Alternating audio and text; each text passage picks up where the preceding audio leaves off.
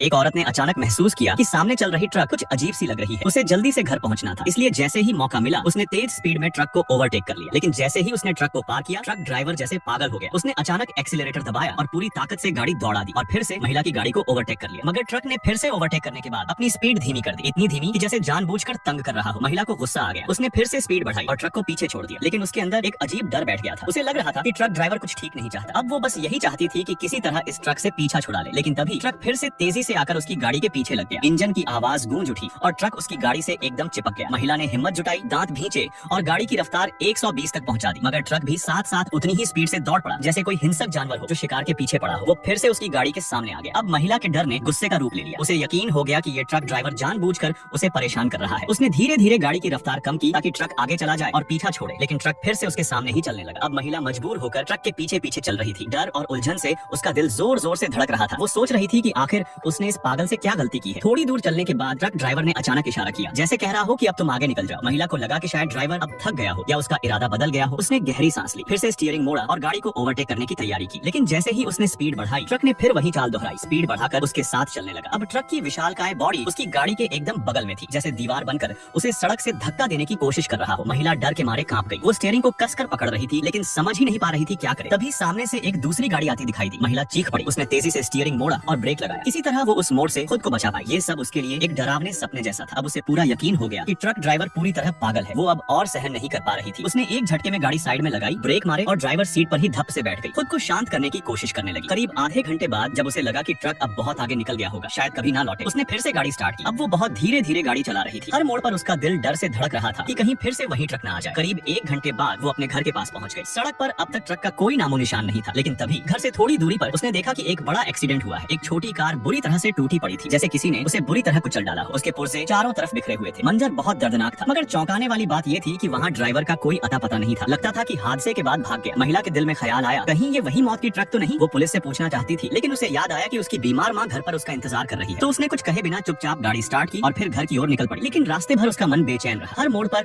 उसे यही डर था, कहीं फिर वही ट्रक ना आ जाए। वो बार बार पीछे मुड़कर देख रही थी, मगर ट्रक का नामो निशान तक नहीं था। फिर जैसे ही उसने राहत की सांस ली और सामने देखा, उसकी रूह कांप गई। उसने रियर व्यू मिरर में देखा, वही ट्रक एक बार फिर पूरी रफ्तार से उसकी ओर बढ़ रही थी।